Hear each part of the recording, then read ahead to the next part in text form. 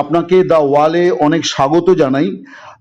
আমার প্রথম প্রশ্ন যে 24 গত বছর 5ই আগস্ট গণ অভ্যুত্থানের পর থেকে আমরা আপনার সম্পর্কে প্রায় কিছুই জানতে পারছিলাম না, আপনার বক্তব্য পত্রপত্রিকায় আসছিল না। তো আপনি যদি প্রথমে এই বিষয়টি একটু বলেন, কারণ আমরা আজকে আপনার একটা বিবৃতি দেখেছি মোহাম্মদ ইউনূস সরকারের বিরুদ্ধে আপনি অনেক কথা বলেছেন। তো আপনি যদি এইটা একটু প্রথমে ব্যাখ্যা করেন। দেখুন, এই বিষয়টা তো দেশে বিদেশে ভারতবর্ষেও সবার কাছেই পরিষ্কার। আমি 5ই আগস্টের সেদিনের যে ষড়যন্ত্রমূলক ছাত্র উত্থান, সে সময় আমি খুবই ভাগ্যবান। সেদিন আমার বেঁচে থাকার কথা ছিল। আচ্ছা। মৃত্যু থেকে অনেক কাছে ছিলাম। আচ্ছা। আমি আমারই সংসদ এলাকায় আমার নিজের বাসাকে এড়িয়ে পার্শ্ববর্তী আর একটা বাসায় আশ্রয় নিয়েছিলাম। বেশ। তখন চার দিক থেকে মিছিল আসছিল এবং এটা আসলে ছিল প্রধানমন্ত্রী গণভবন কেন্দ্রিক। এবং এটা আমরা অবাক হলাম যে সংসদ এলাকাতেও এটা ছড়িয়ে পড়ে এবং একটা লুটপাটের যে লুম্পেন স্টাইলের কতগুলো ঘটনা ঘটে এবং সেখানে বিভিন্ন ধরনের লোক আসে এবং এদের মধ্যে বেশিরভাগই মনে হয়েছে এটা কোন রাজনৈতিক অভ্যুত্থান, এটা লুটপাটের অভ্যুত্থান। না, একটা কথা জিজ্ঞাসা করি, সে তো আমরা তখন সেটা দেখলাম এবং মাননীয় প্রধানমন্ত্রীকেও যে বাসাতে ছিলাম তারা সে বাসাতেও হামলা করে। আচ্ছা। তারা জানতো না যে সেখানে আমি আছি। আচ্ছা। আমার বাসা তারা লুটপাট করেছে, কিন্তু যে বাসায় আমি গিয়ে আশ্রয় নিলাম সেখানে তারা হামলা করবে এটা আমি ভাবতাম। কিন্তু সেখানেও দেখলাম যে অনেক লোকজন ঢুকে পড়ে এবং তারা ভাঙচুর লুটপাট করতে থাকে। আমি আমার স্ত্রী সহ আমরা বাথরুমে লুকিয়ে যাই। অনেকক্ষণ ছিলাম, প্রায় 5 ঘন্টা। তারপর একটা পর্যায়ে এরা তো ওই বাথরুমের ভিতর সেখানেও কমোড, বেসিন এগুলো তো লুটপাট করেছে সব জায়গায়। সেগুলোর লোভে প্রথমত তাদেরকে আমার ওয়াইফ সেই বাথরুমের মুখে দাঁড়িয়ে বারবার বলছিল যে আমি অসুস্থ, এ কথা বলে তাদের ফিরিয়ে দিচ্ছে। তো একটা পর্যায়ে তারা এই বাথরুমে যেগুলো আছে সেগুলো লুট করার জন্য জোরপূর্বক প্রবেশের হুমকি দেয়। তো সে সময় আমার ওয়াইফ জিজ্ঞেস করে যে কি করবো, খুলে দাও যা হবে। তারপরে 7-8 জন ছেলে ঢুকলো। তার খুবই আক্রমণাত্মক দৃষ্টিভঙ্গি, মনোভঙ্গি নিয়ে। তখন হঠাৎ তারা আমার দিকে তাকায়। আমার দিকে তাকিয়ে, আপনি নেত্রী চলে গেল, আপনি জাননি কেন? আমি কিছু বলছিলাম। তারপরে ছেলেদের মধ্যে কি ভাবের উদয় হয়েছে জানি না, তারা আমাকে বলে আপনার ছবি তুলবো। তারপর আমার ছবি তুলতে শুরু করলো, সেলফি নিচ্ছিল, ছবি তুলছিল। এরা ছাত্ররা অনেকে আমাকে চেনতো। কি কারণে তারা তখন আক্রমণাত্মক যে মনোভাবটা ছিল সেটা নিমেষে শীতল হয়ে গেল। এরা ঠান্ডা মাজাজে তখন কথা বলছিল। আচ্ছা। এদের মধ্যে আবার এক পর্যায়ে একটা গ্রুপ, তারা চেয়েছিল আমাকে হুম রাস্তায় সেনাবাহিনী হুম হাতে তুলে দিতে, কেউ কেউ আবার এটাও চেয়েছিল যে জনতার হাতে তুলে দিতে। হুম এটা অবশ্যই তখন একটা মানসিক ভাবে হুম ভেতরে ভেতরে একদম হুম ভেঙে পড়েছিলাম। হুম এরপর এরা এদের একটা শার্ট, এদের ওই ব্যাজ, হুম লাল হুম পতাকা শোভিত হুম ব্যাজ লাগিয়ে আবার কালো একটা আহ, মুখে একটা মাস্ক হুম দিয়ে আমাকে আহ, হাঁটতে হাঁটতে হুম সংসদ এলাকা থেকে হুম বড় রাস্তা, গণভবন অভিমুখী হুম রাস্তা, ওখানে নিয়ে যায়। আচ্ছা ওখানে নিয়ে হঠাৎ করে কোত্থেকে একটা উম, একটা ট্যাক্সি আসে, হুম একটা ইজি বাইক, হুম সেটা খালি ছিল।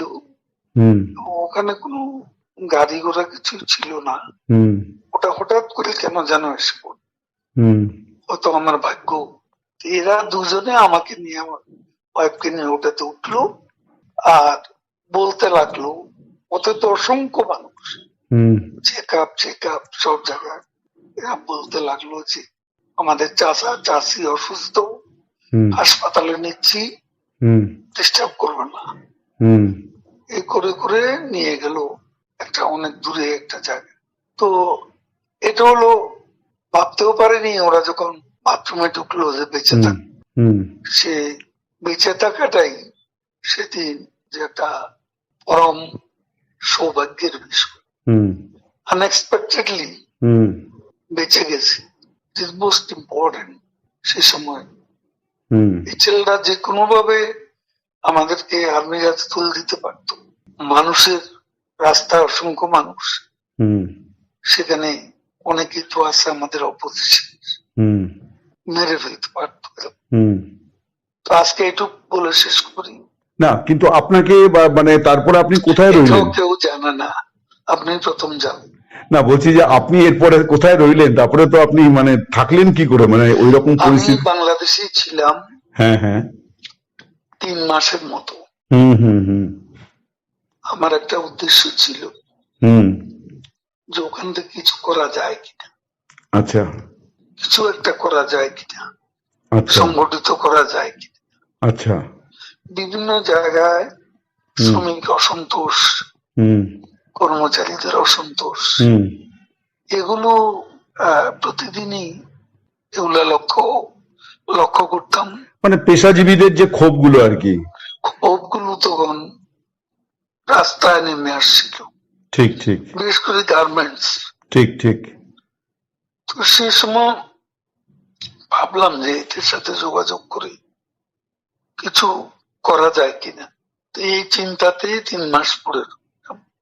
আচ্ছা এরপরে একে একে সবাই অ্যারেস্ট হচ্ছে, এবং আমি তো নেত্রীর পরের হুম পরের স্থানটাই আপনার। জন।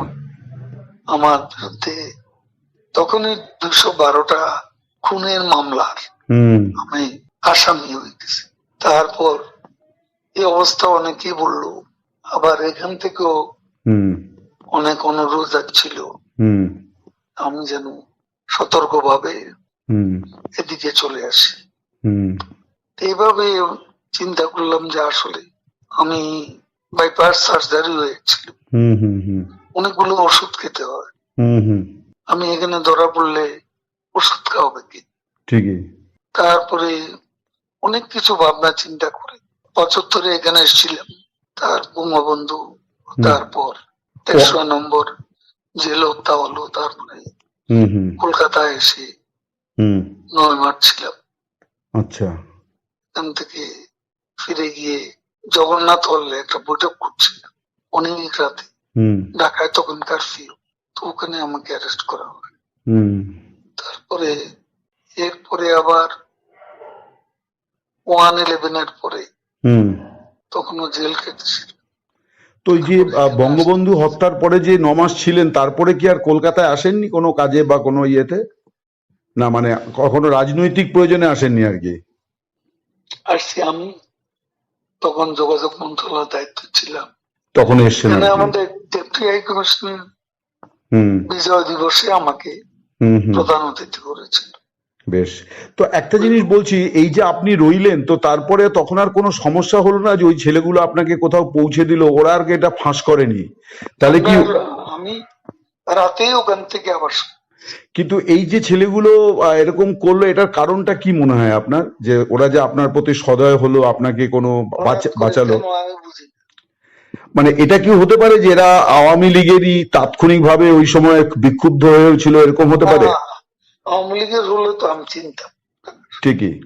একটা অনেকে বলে যে আপনার কিছু ভূমিকা তখন বিতর্কিত ছিল, আপনি ছাত্রলীগ যুবলীগকে যেভাবে মানে মাঠে নামিয়েছিলেন পাল্টা, তার ফলেই এরকম একটা বড় জনরোষ তৈরি হয়ে গেল আর কি, এইটা মানে আমরা। কথা মোটেও ঠিক না। আচ্ছা। আমি কখনো বলিনি হুম যে ছাত্রলীগকে এই অভ্যুত্থান দমানোর হুম জন্য। হুম সেটা লন্ডন থেকে আমাদের এক ব্যারিস্টার হুম নিজু মজুমদার, হুম ও ইউটিউবে কথা বলে, হুম ও তখনকার ভিডিও নিয়ে হুম সেটা প্রচার করেছে হুম মাস তিনেক আগে। হুম সেখানে ছাত্রলীগের নামই ছিল। হুম বিভিন্ন বলা হয়েছে ওদিন ছাত্রলীগই যথেষ্ট, হুম এ ধরনের কোনো বিষয় ছিল না হুম আমার বক্তব্য। আর আমি পার্টির সেক্রেটারি, হুম তারা আমার মেট্রো রেল পুড়িয়ে দিচ্ছে, তারা আমার সেতু ভবন পুড়িয়ে দিচ্ছে, হুম তারা বিটিভি ভবন পুড়িয়ে দিচ্ছে, হুম তারা আমার অফিস আক্রমণ করতে বারবার হুম আসছে, হুম পার্টি অফিস। হুম তারা গণভবন মুখী আক্রমণ শোনাচ্ছে। তো সে সময় আমি কি আমাকে সেভ করব না? আমার দলকে সেভ করব না? আমার নেত্রীকে সেভ করতে হবে না?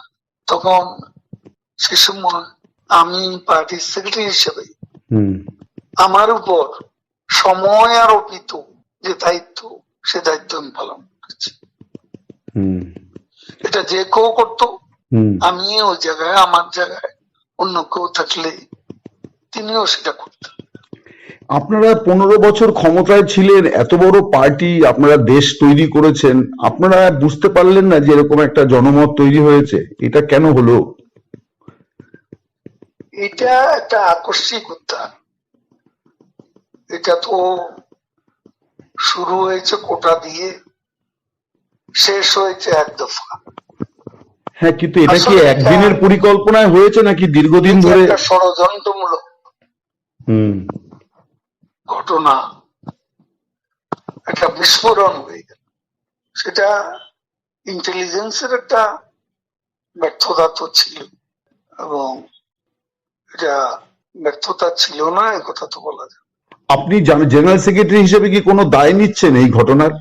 যেহেতু আপনি জেনারেল সেক্রেটারি, ওই সময় 3বারের জেনারেল সেক্রেটারি, আপনার উপরে দল মানে আপনার নেত্রী আমি আপনাকে। তো আমার নেত্রী হুম যেভাবে নির্দেশ দিয়েছেন হুম সেভাবে আমি কাজ করেছি।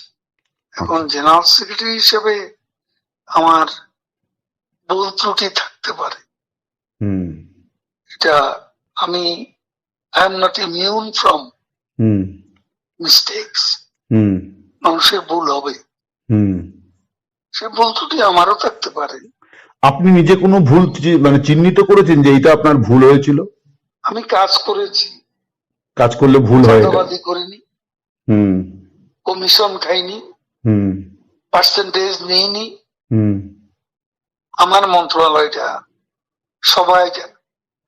হুম তারপরে বাংলাদেশ আওয়ামী লীগের কমিটি গঠন করতে হুম কমিশন নিয়ে হুম কাউকে পদায়ন করিনি, হুম চাঁদাবাজি করিনি।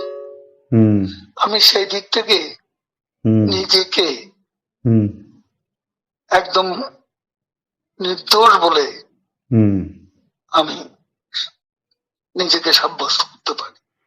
আপনাদের সময়ের নির্বাচন, তারপরে মানবাধিকার হরণ, মানবতা বিরোধী অপরাধ, এই সমস্ত অনেক রকম অভিযোগ এবং অনেক দুর্নীতির বিষয় সামনে আসছে। ডেফিনেটলি সব হয়তো সত্য নয়, কিন্তু আপনারা এত বড় একটা ঘটনার পরে কিন্তু আপনারা কোনো মানে ভুল স্বীকার বা দুঃখ প্রকাশ করেননি আর কি? এই প্রশ্নটা বারে বারে আসছে বিভিন্ন মহল থেকে। দেখুন, আমরা এদেশকে যা কিছু দিয়েছি, হুম যা কিছু করেছেন হুম আমাদের নেত্রী, হুম এটা কোনো তুলনা হয় না। হুম এই ডেভেলপমেন্ট বাংলাদেশে হুম হুম কল্পনাই করা যায় না।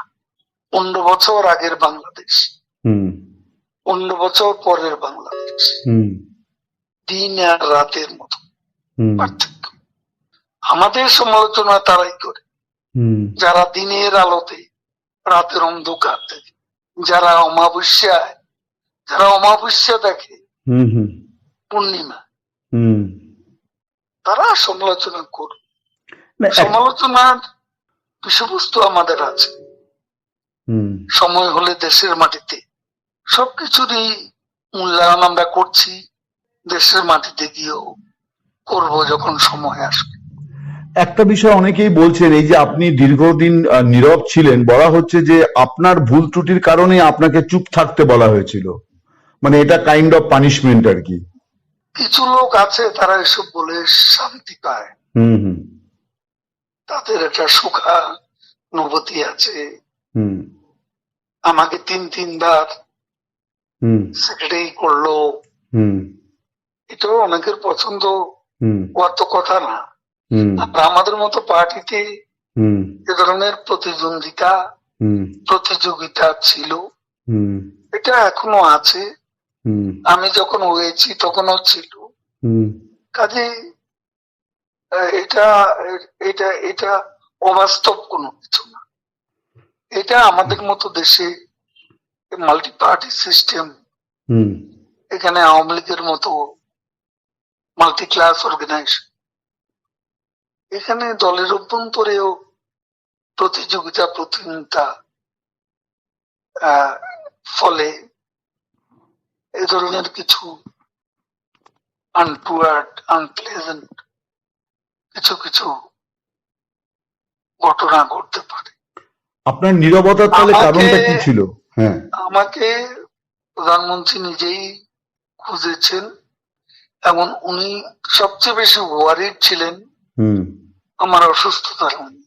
হুম তিনি ভেবেছেন এই অবস্থা আমি দেশে ছিলাম, হুম বলে যে তুমি টোটাল চেক আপ করো, হুম এখন তোমার অন্য কিছু করতে হবে না, হুম পারলে কিছু লেখো, 71 থেকে হুম দেশ নিয়ে লেখো, হুম সাম্প্রতিক ঘটনা প্রবাহ নিয়েও হুম তোমার চোখে যা দেখেছ হুম এগুলো নিয়ে লেখালেখি করো, কখন কি করতে হবে আমি বলবো।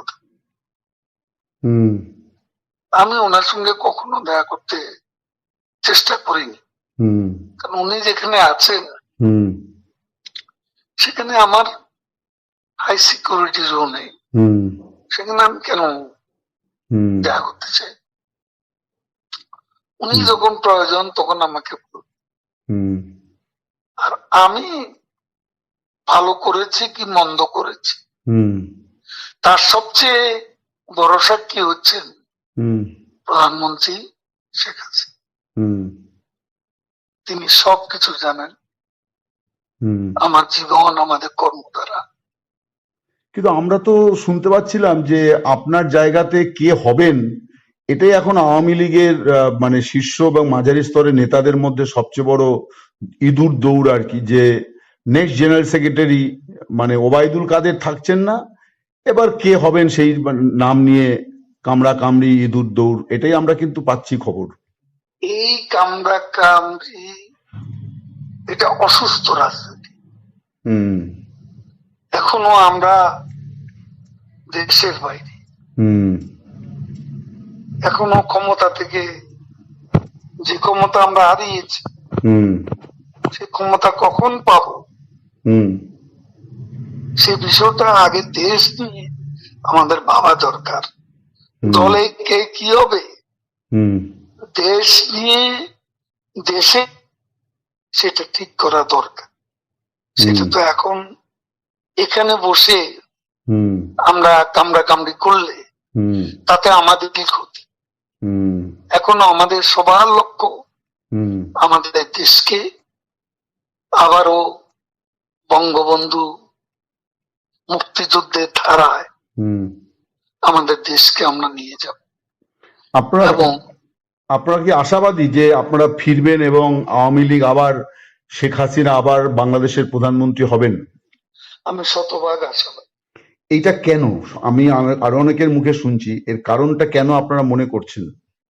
আমরা মনে করছি এ কারণে বাংলাদেশের জনগণ, হুম।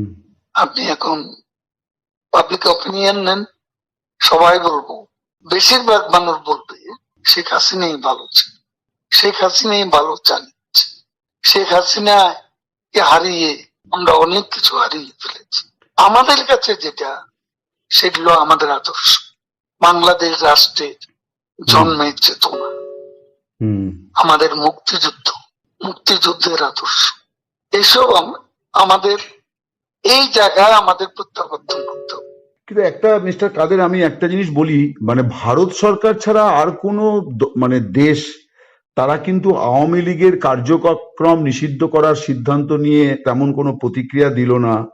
মানে আপনারাও মানে দুঃখ প্রকাশ বা ক্ষমা প্রার্থনা করছেন না।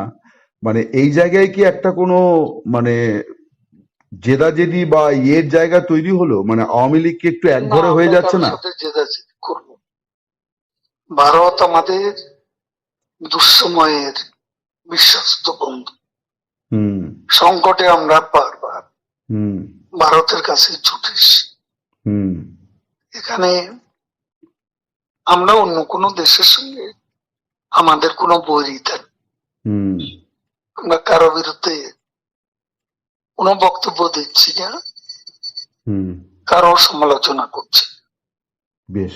আমরা এখন আমাদের দেশকে, হুম। যেখান থেকে আমরা বাংলাদেশে স্থানচ্যুত হয়েছি, হুম। যেখান থেকে আমরা দেশের শিকড় থেকে বিচ্ছিন্ন হয়ে গেছি, হুম। সেই শিকড়ে আমাদের ফিরে যেতে হবে। কিন্তু তার জন্য সেটি তো আমাদের চিন্তা। আমরা কারো বিরুদ্ধে নেই, কারো সমালোচনাও করি। কিন্তু তার জন্য তো মানে দেশবাসীর কাছে ন্যূনতম নিজেদের ভুল স্বীকার দেখুন, করতে হবে। ভারতে বসে আমি এ ক্ষমা প্রার্থনা কেন করব? আমি আচ্ছা। দেশে গিয়ে করব। আচ্ছা। আমার ভুলের জন্য, হুম।